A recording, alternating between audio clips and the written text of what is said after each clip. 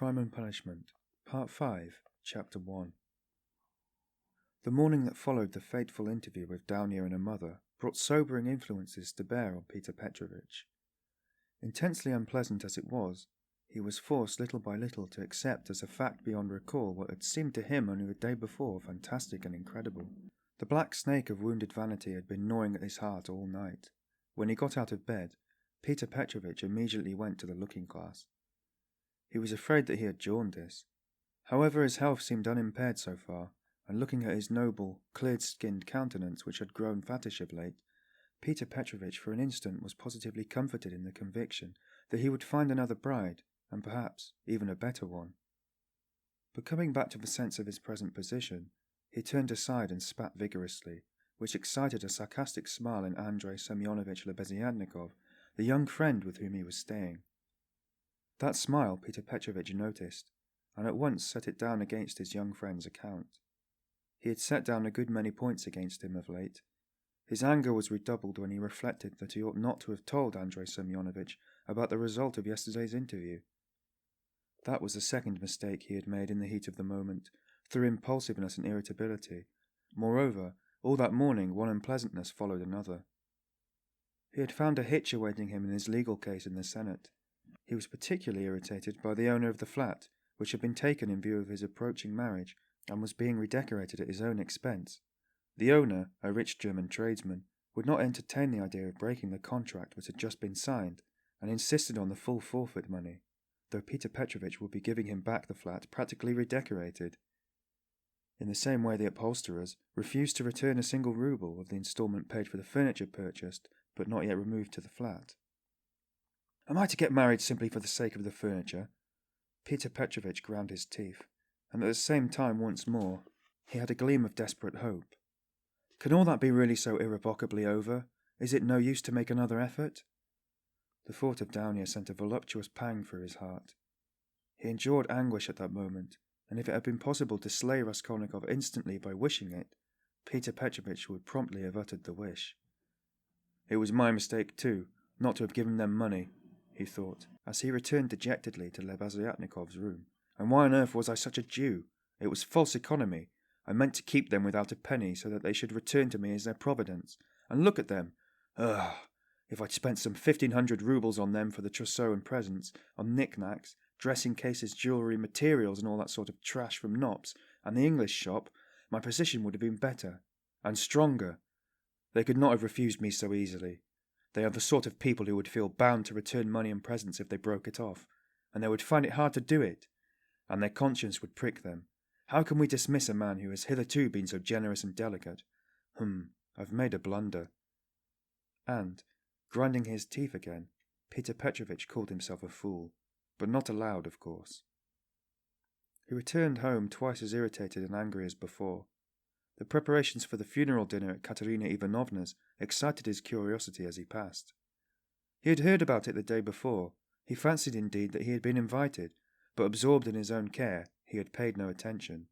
Inquiring of Madame Lipovezhel, who was busy laying the table while Katerina Ivanovna was away at the cemetery, he heard that the entertainment was to be a great affair, that all the lodgers had been invited, among them some who had not known the dead man, that even Andrey Semoyonovitch Lebeziatnikov was invited, in spite of his previous quarrel with Katerina Ivanovna, and that he, Pyotr Petrovitch, was not only invited, but was eagerly expected, as he was the most important of the lodgers. Amalia Ivanovna herself had been invited with great ceremony, in spite of the recent unpleasantness, and so she was very busy with preparations, and was taking a positive pleasure in them.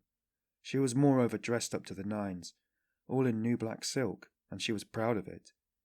All this suggested an idea to Pyotr Petrovitch, and he went into his room, or rather Lebeziatnikov's, somewhat thoughtful. He had learnt that Raskolnikov was to be one of the guests. Andrey Semyonovitch had been at home all the evening. The attitude of Pyotr Petrovitch to this gentleman was strange, though perhaps natural. Pyotr Petrovitch had despised and hated him from the day he came to stay with him, and at the same time he seemed somewhat afraid of him. He had not come to stay with him on his arrival in Petersburg simply for parsimony, though that had been perhaps his chief object. He had heard of Andrey Semyonovitch, who had once been his ward, as a leading young progressive who was taking an important part in certain interesting circles, the doings of which were a legend in the provinces. It had impressed Peter Petrovitch. These powerful, omniscient circles, who despised everyone and showed everyone up, had long inspired in him a peculiar but quite vague alarm. He had not, of course, been able to form even an approximate notion of what they meant.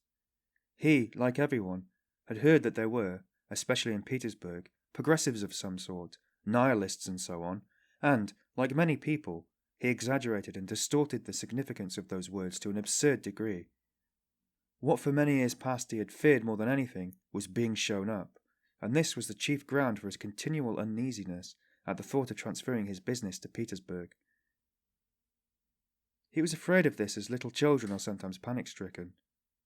Some years before, when he was just entering on his own career, he had come upon 2 cases in which rather important personages in the province, patrons of his, had been cruelly shown up. One instance had ended in great scandal for the person attacked, and the other had very nearly ended in serious trouble. For this reason, Peter Petrovitch intended to go into the subject as soon as he reached Petersburg, and, if necessary, to anticipate contingencies by seeking the favour of our younger generation. He relied on Andrey Semoyonovitch for this, and before his visit to Raskolnikov, he had succeeded in picking up some current phrases. He soon discovered that Andrey Semoyonovitch was a commonplace simpleton, but that by no means reassured Peter Petrovitch.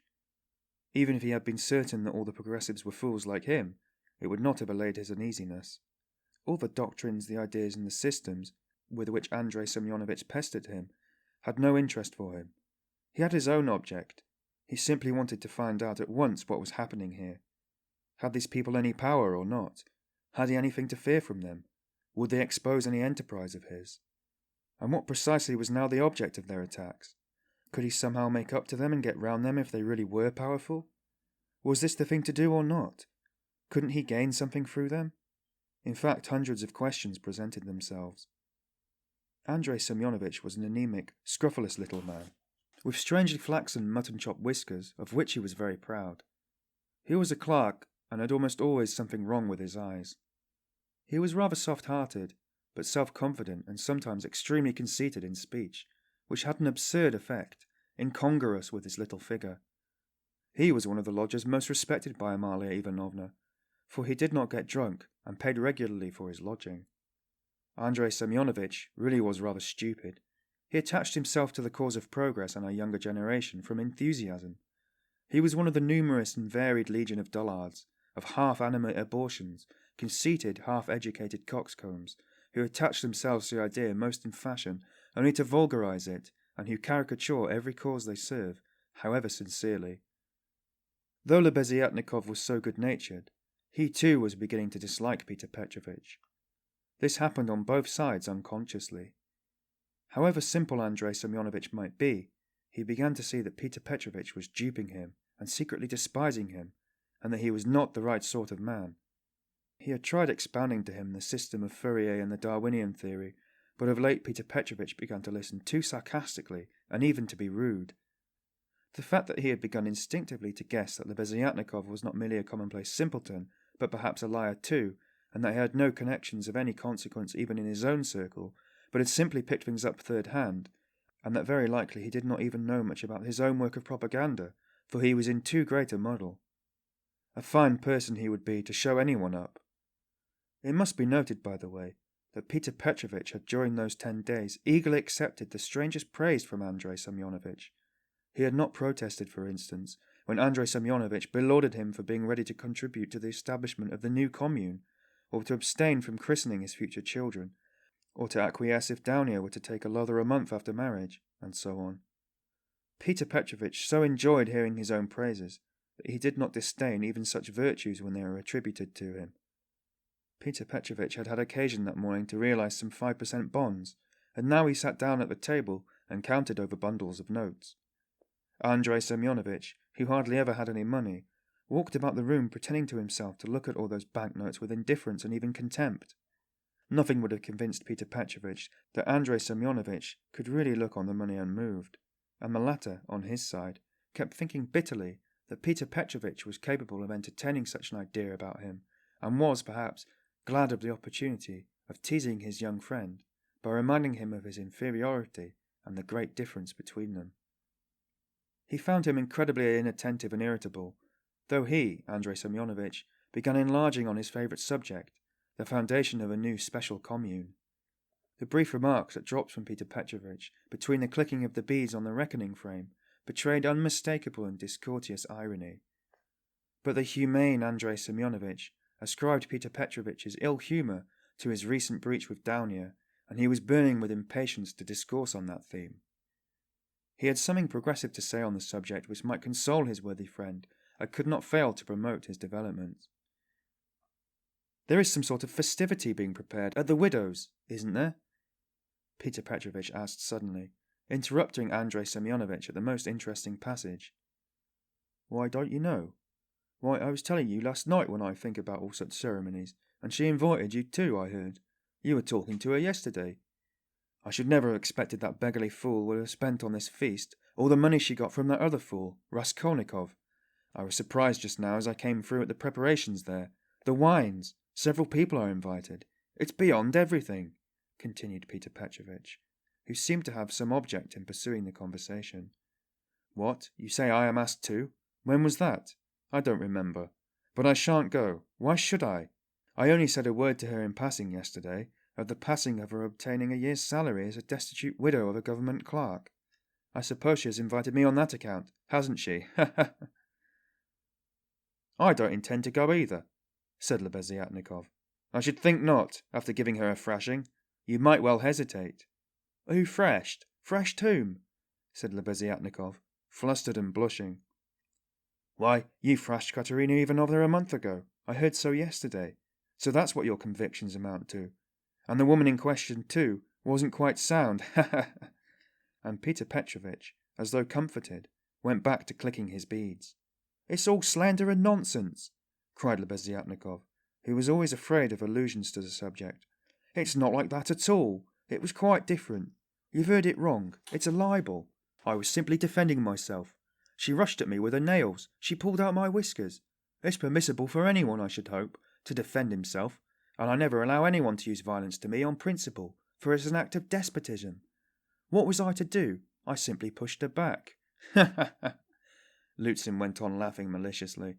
"You keep on like that because you're out of humour yourself. But that's nonsense, and it has nothing whatever to do with the woman question. You don't understand. I used to think, indeed, that if women are equal to men in all respects, even in strength, as is maintained now, there ought to be equality in that too. Of course, I reflected afterwards that such a question ought not really to arise, for there ought not to be fighting, and in the future society fighting is unthinkable. And that it would be a queer thing to seek for equality in fighting. I am not so stupid, though. Of course, there is fighting. There won't be later, but at present there is. Confound it! How muddled one gets with you. It's not on that account that I am not going. I am not going on principle. Not to take part in the revolting convention of memorial dinners, that's why. Though, of course, one might go to laugh at it. I am sorry there won't be any priests at it. I should certainly go if there were." "Then you would sit down at another man's table and insult it and those who invited you, eh?" "Certainly not insult, but protest. I should do it with a good object. I might indirectly assist the cause of enlightenment and propaganda. It's a duty of every man to work for enlightenment and propaganda, and the more harshly, perhaps, the better. I might drop a seed, an idea, and then something might grow up from that seed. How should I be insulting them? They might be offended at first, but afterwards they'd see I'd done them a service. You know, Terebieva, who is in the community now, was blamed because when she left her family and devoted herself, she wrote to her father and mother that she wouldn't go on living conventionally and was entering on a free marriage. It was said that was too harsh, that she might have spared them and have written more kindly. I think that's all nonsense, and there's no need for softness. On the contrary, what's wanted is protest. Varents had been married for 7 years. She abandoned her 2 children. She told her husband straight out in the letter, "I have realized that I cannot be happy with you. I can never forgive you that you have deceived me by concealing from me that there is another organization of society by means of the communities. I have only lately learned it from a great-hearted man to whom I have given myself, and with whom I am establishing a community. I speak plainly because I consider it dishonest to deceive you. Do as you think best. Do not hope to get me back. You are too late. I hope you will be happy. That's how letters like that ought to be written. Is that Terebieva the one you said had made a third free marriage? No, it's only the second, in fact. But what if it were the fourth? What if it were the 15th? That's all nonsense. And if ever I regretted the death of my father and mother, it is now. And I sometimes think if my parents were living, what a protest I would have aimed at them. I would have done something on purpose. I would have shown them. I would have astonished them. I am really sorry there is no one. To surprise! Well, be that as you will, Pyotr Petrovitch interrupted. But tell me this, do you know the dead man's daughter, the delicate-looking thing? It's true what they say about her, isn't it? What of it? I think, that is, in my own personal conviction, that this is the normal condition of women. Why not? I mean, distinguons. In our present society, it is not altogether normal, because it is compulsory. But in the future society it will be perfectly normal, because it will be voluntary. Even as it is, she was quite right. She was suffering, and that was her asset, so to speak, her capital, which she had a perfect right to dispose of. Of course, in the future society, there will be no need of assets, but her part will have another significance, rational and in harmony with her environment. As to Sophia Semyonovna personally, I regard her actions as a vigorous protest against the organisation of society, and I respect her deeply for it. I rejoice indeed when I look at her. I was told that you got her turned out of these lodgings. Lebeziatnikov was enraged. That's another slander, he yelled. It was not so at all. That was all Katerina Ivanovna's invention, for she did not understand. And I never made love to Sophia Semyonovna. I was simply developing her, entirely disinterestedly, trying to rouse her to protest. All I wanted was her protest, and Sophia Semyonovna could not have remained here anyway. Have you ever asked her to join your community? You keep on laughing, and very inappropriately. Allow me to tell you, you don't understand. There is no such role in a community. The community is established that there should be no such roles. In a community, such a role is essentially transformed, and what is stupid here is sensible there. What, under present conditions, is unnatural, becomes perfectly natural in the community. It all depends on the environment. It's all the environment. The man himself is nothing. And I am on good terms with Sophia Semyonovna to this day, which is proof that she never regarded me as having wronged her. I am trying now to attract her to the community, but on quite a different footing. What are you laughing at? We are trying to establish a community of our own, a special one, on a broader basis. We have gone further in our convictions. We reject more. And, meanwhile, I am still developing Sophia Semyonovna. She has a beautiful, beautiful character. And you take advantage of a fine character, eh? Ha ha! No, no! Oh no, on the contrary. On the contrary? A queer thing you say. Believe me, why would I disguise it? In fact, I feel it strange myself how timid, chaste and modest she is with me. And you, of course, are developing her, trying to prove to her that all that modesty is nonsense. Not at all, not at all. How coarsely, how stupidly, excuse me saying so, you misunderstand the word development. Good heavens, how crude you still are. We are striving for the freedom of women, and you have only one idea in your head. Setting aside the general question of chastity and feminine modesty as useless in themselves and indeed prejudices, I fully accept her chastity with me, because that's for her to decide. Of course, if she were to tell me herself that she wanted me, I would think myself very lucky, because I like the girl very much. But as it is, no one had ever treated her more courteously than I. And with more respect for her dignity. I wait in hopes, that's all. You had much better make her a present of something. I bet you never thought of that. You don't understand, as I've told you already. Of course she is in such a position, but it's another question, quite another question. You simply despise her. Seeing a fact which you mistakenly consider deserving of contempt, you refuse to take a humane view of the fellow creature. You don't know what a character she is. I am only sorry that of late she has quite given up reading and borrowing books. I used to lend them to her. I am sorry, too, that with all the energy and resolution in protesting, which she has already shown once, she still lacks the self-reliance, the so to say independence, to break free from certain prejudices and certain foolish ideas. Yet she thoroughly understands some questions, for instance about kissing of hands, that is, that it's an insult to a woman for a man to kiss her hand, because it's a sign of inequality. We had a debate about it, and I described it to her. She listened attentively on account of the workmen's associations in France, too. Now I'm explaining the question of coming into the room in the future society. And what's that, pray? We had a debate lately on the question. Has a member of the community the right to enter another member's room, whether man or woman, at any time? And we decided that he has. It might be at an inconvenient moment. Lebeziatnikov was really angry. You always think it is something unpleasant, he cried with aversion. Oh, how vexed I am that when I was expounding our system, I referred prematurely to the question of personal privacy. It's always a stumbling block to people like you. They turn it into ridicule before they understand it, and how proud of it they are, too. Pfft, I have often maintained that question should not be approached by a novice till he has a firm faith in the system. And tell me, please, what do you find so shameful even in cesspools? I should be the first to be ready to clean out any cesspool you like, and it's not a question of self-sacrifice, it's simply work, honourable, useful work, which is as good as any other, and much better than the work of a Raphael and a Pushkin, because it is more useful. And more honourable, more honourable, What do you mean by more honourable? I don't understand such expressions to describe human activity. More honourable, nobler, all those are old-fashioned prejudices which I reject. Everything which is of use to mankind is honourable. I only understand one word, useful. You can snigger as much as you like, but that's so. Pyotr Petrovitch laughed heartily. He had finished counting the money, and was putting it away. But some of the notes he left on the table. The cesspool question had already been a subject of dispute between them.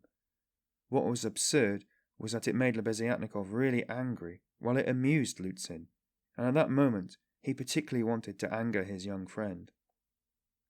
It's your ill luck yesterday that makes you so ill-humoured and annoying, blurted out Lebeziatnikov, who, in spite of his independence and his protests, did not venture to oppose Pyotr Petrovitch, and still behaved to him with some of the respect habitual in earlier years.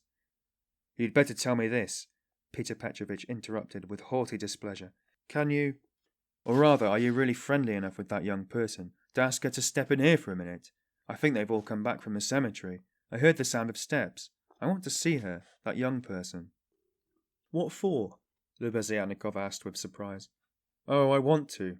I am leaving here today or tomorrow, and therefore I wanted to speak to her about. However, you may be present during the interview. It's better you should be indeed, for there's no knowing what you might imagine. I shan't imagine anything. I only asked, and if you've anything to say to her, nothing is easier than to call her in. I'll go directly, and you may be sure I won't be in your way. 5 minutes later, Lebeziatnikov came in with Sonia. She came in very much surprised, and overcome with shyness as usual. She was always shy in such circumstances, and was afraid of new people. She had been as a child, and was even more so now. Pyotr Petrovitch met her politely and affably, but with a certain shade of bantering familiarity, which in his opinion was suitable for a man of his respectability and weight, in dealing with a creature so young and so interesting as she. He hastened to reassure her, and made her sit down facing him at the table. Sonia sat down and looked about her, at Lebeziatnikov, at the notes lying on the table, and then again at Pyotr Petrovitch, and her eyes remained riveted on him. Lebeziatnikov was moving to the door. Pyotr Petrovitch signed to Sonia to remain seated, and stopped Lebeziatnikov. Is Raskolnikov in there? Has he come? He asked him in a whisper. Raskolnikov? Yes. Why? Yes, he is there. I saw him just come in. Why? Well, I particularly beg you to remain here with us, and not to leave me alone with this young woman. I only want a few words with her, but God knows what they may make of it. I shouldn't like Raskolnikov to repeat anything. You understand what I mean? I understand. Lebeziatnikov saw the point. Yes, you are right, of course. I am convinced personally that you have no reason to be uneasy, but still you are right. Certainly I'll stay. I'll stand here at the window and not be in your way. I think you are right. Pyotr Petrovitch returned to the sofa, sat down opposite Sonia, looked attentively at her, and assumed an extremely dignified, even severe expression, as much as to say, Don't you make any mistake, madam. Sonia was overwhelmed with embarrassment. In the first place, Sophia Semyonovna, will you make any excuses to your respected mamma?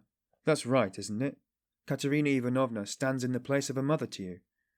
Pyotr Petrovitch began with great dignity, though affably. It was evident that his intentions were friendly. "Quite so, yes, the place of a mother," Sonia answered, timidly and hurriedly. "Then will you make my apologies to her? Through inevitable circumstances, I am forced to be absent, and shall not be at the dinner in spite of your mamma's kind invitation." "Yes, I'll tell her. At once." And Sonia hastily jumped up from her seat. "Wait, that's not all." Pyotr Petrovitch detained her, smiling at her simplicity and ignorance of good manners. "And you know me little, my dear Sofia Semyonovna, if you suppose I would have ventured to trouble a person like you for a matter of so little consequence affecting myself only. I have another object." Sonia sat down hurriedly. Her eyes rested again for an instant on the grey and rainbow-coloured notes that remained on the table, but she quickly looked away and fixed her eyes on Pyotr Petrovitch. She felt it horribly indecorous, especially for her, to look at another person's money. She stared at the gold eyeglass which Pyotr Petrovitch held in his hand, and at the massive and extremely handsome ring with a yellow stone on his middle finger. But suddenly she looked away, and not knowing where to turn, ended by staring Pyotr Petrovitch again straight in the face. After a pause of still greater dignity, he continued, "I chanced yesterday in passing to exchange a couple of words with Katerina Ivanovna, poor woman. That was sufficient to enable me to ascertain that she is in a position, preternatural, if one may so express it." "Yes, preternatural," Sonia hurriedly assented. "Or it would be simpler and more comprehensible to say, ill." "Yes, ill." "Quite so. So then, from a feeling of humanity and, so to speak, compassion, I should be glad to be of service to her in any way, foreseeing her unfortunate position. I believe the whole of this poverty-stricken family depends now entirely on you." "Allow me to ask." Sonia rose to her feet. "Did you say something to her yesterday of the possibility of a pension? Because she told me you had undertaken to get her one. Was that true?" "Not in the slightest, and indeed it's an absurdity. I merely hinted at her obtaining temporary assistance, as the widow of an official who had died in the service, if only she has patronage. But apparently your late parent had not served his full term, and had not indeed been in the service at all of late. In fact, if there could be any hope, it would be ephemeral, because there would be no claim for assistance in that case, far from it, and she is dreaming of a pension already. A go-ahead lady." "Yes, she is, for she is credulous and good-hearted, and she believes everything from the goodness of her heart, and she is like that. Yes, you must excuse her," said Sonia. She had resumed her seat, but again she got up to go. "But you haven't heard what I have to say." "No, I haven't heard," muttered Sonia. "Then sit down." She was terribly confused. She sat down again a third time. "Seeing her position with her unfortunate little ones, I should be glad, as I have said before, so far as lies in my power, to be of service. That is, so far as is in my power, not more. One might, for instance, get up a subscription for her, or a lottery, something of the sort, such as is always arranged in such cases by friends or even outsiders desirous of assisting people. It was of that I intended to speak to you. It might be done." Yes, God will repay you for it," faltered Sonia, gazing intently at Pyotr Petrovitch.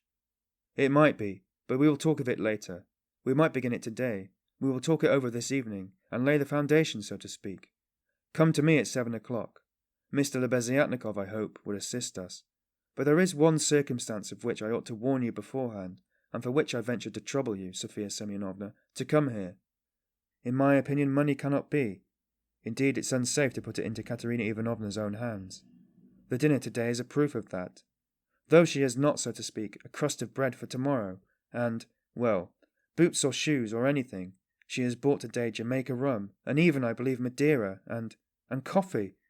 I saw it as I passed through. Tomorrow it will all fall upon you again. They won't have a crust of bread. It's absurd, really. And so, to my thinking, a subscription ought to be raised so that the unhappy widow should not know of the money, but only you, for instance. Am I right?" "I don't know. This is only today, once in her life. She was so anxious to do honour, to celebrate his memory, and she is very sensible. But just as you think, and I shall be very, very... They will be, and God will reward, and the orphans." Sonia burst into tears. "Very well. Then keep it in mind. And now will you accept, for the benefit of your relation, the small sum that I am able to spare, from me personally? I am very anxious that my name should not be mentioned in connection with it. Here, having, so to speak, anxieties of my own. I cannot do more." And Peter Petrovitch held out to Sonia a 10-ruble note carefully unfolded. Sonia took it, flushed crimson, jumped up, muttered something, and began taking leave. Peter Petrovitch accompanied her ceremoniously to the door. She got out of the room at last, agitated and distressed, and returned to Katerina Ivanovna, overwhelmed with confusion. All this time Lebeziatnikov had stood at the window or walked about the room, anxious not to interrupt the conversation. When Sonia had gone, he walked up to Peter Petrovitch, who solemnly held out his hand. "I heard and saw everything," he said, laying stress on the last verb. "That is honourable. I mean to say it's humane. You wanted to avoid gratitude, I saw, and although I cannot, I confess, in principle, sympathise with private charity, for it not only fails to eradicate the evil, but then promotes it, yet I must admit that I saw your action with pleasure. Yes, I liked it." "That's all nonsense," muttered Peter Petrovitch, somewhat disconcerted, looking carefully at Lebeziatnikov. "No, it's not nonsense. A man who had suffered distress and annoyance as you did yesterday, and who can yet sympathise with the misery of others, such a man, even though he is making a social mistake, is still deserving of respect. I did not expect it indeed of you, Peter Petrovitch, especially as according to your ideas— oh, what a drawback your ideas are to you! How distressed you are, for instance, by your ill luck yesterday," cried the simple-hearted Lebeziatnikov. He felt a return of affection for Peter Petrovitch. "And what do you want with marriage, with legal marriage, my dear noble Peter Petrovitch? Why do you cling to this legality of marriage? Well, you may beat me if you like, but I am glad, positively glad it hasn't come off, that you are free, and that you are not quite lost for humanity. You see, I've spoken my mind.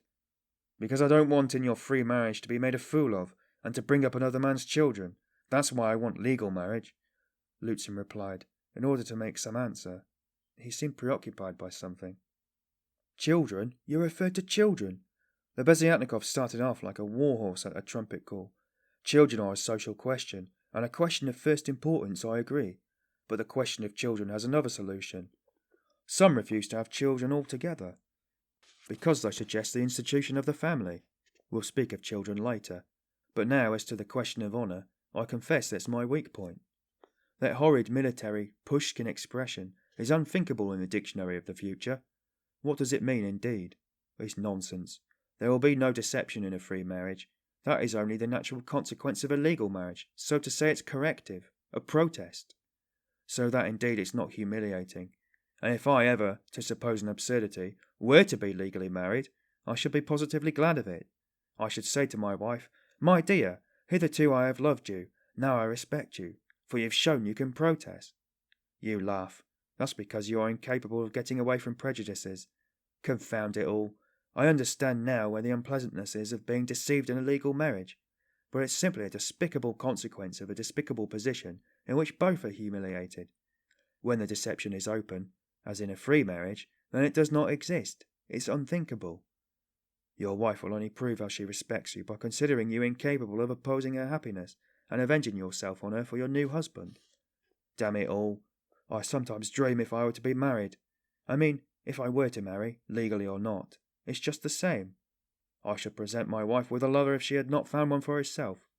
'My dear,' I should say, 'I love you, but even more than I desire you to respect me.' See? Am I not right?" Peter Petrovitch sniggered as he listened, but without much merriment. He hardly heard it indeed. He was preoccupied with something else, and even Lebeziatnikov at last noticed it. Peter Petrovitch seemed excited, and rubbed his hands. Lebeziatnikov remembered all this, and reflected upon it afterwards.